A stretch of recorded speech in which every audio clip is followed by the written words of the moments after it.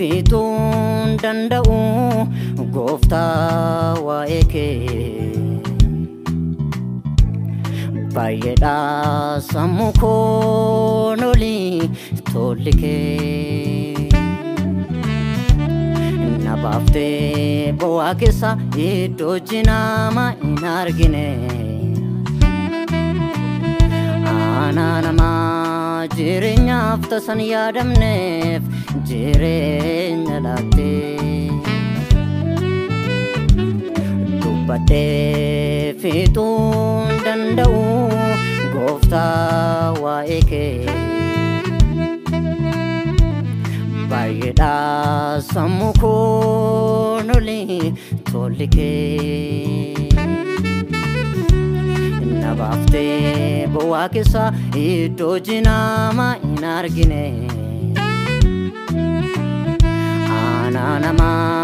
jireenyaaf tasan yaadamneef jireenya laattee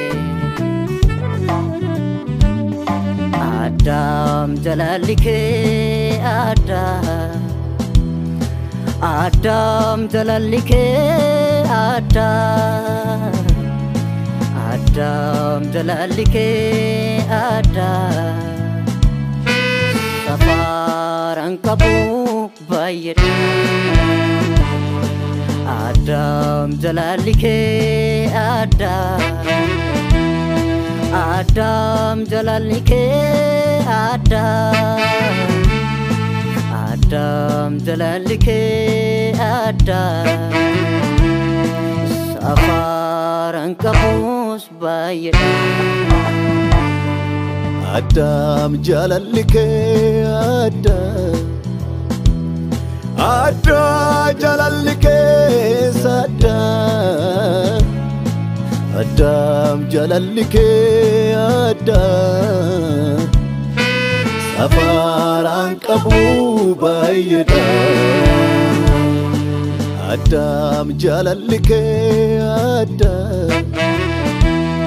Adam jalalli kee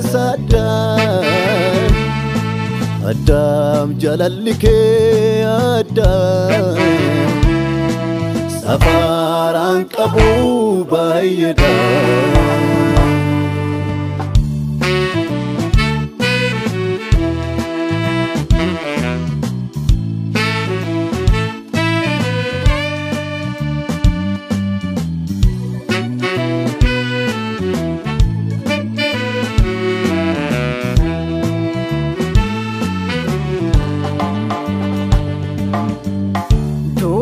jala na bararuuf dhuftee gara koo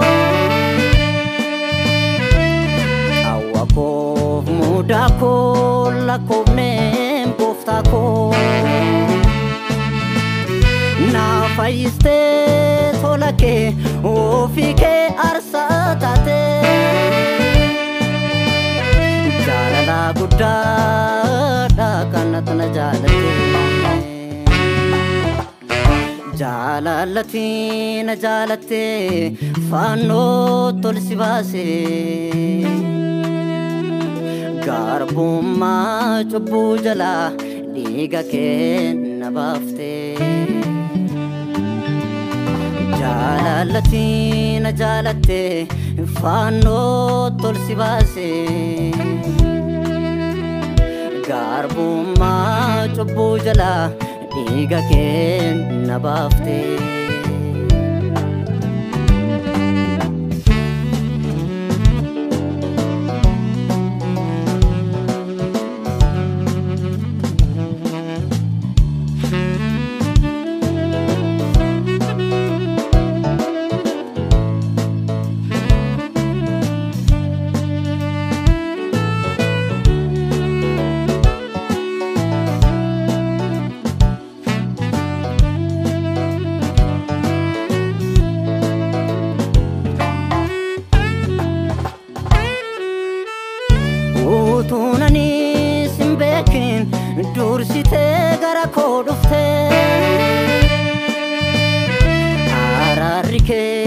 Orma malee dhaqannaa baay'ate karaa kee ani hamaa baraarame kan akka kee Yesuus hin agarre adda kee Adam jalalli kee adda Adam jalalli kee adda Adam jalalli kee adda Safaran qabu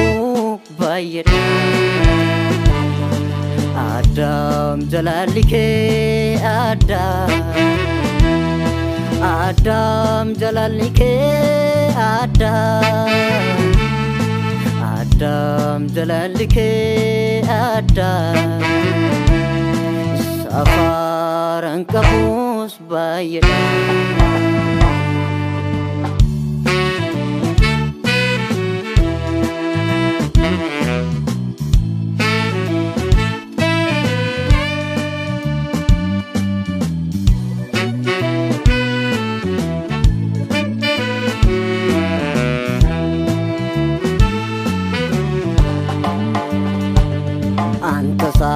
Min argamne buadi gakeni argamne ko akadina afmiti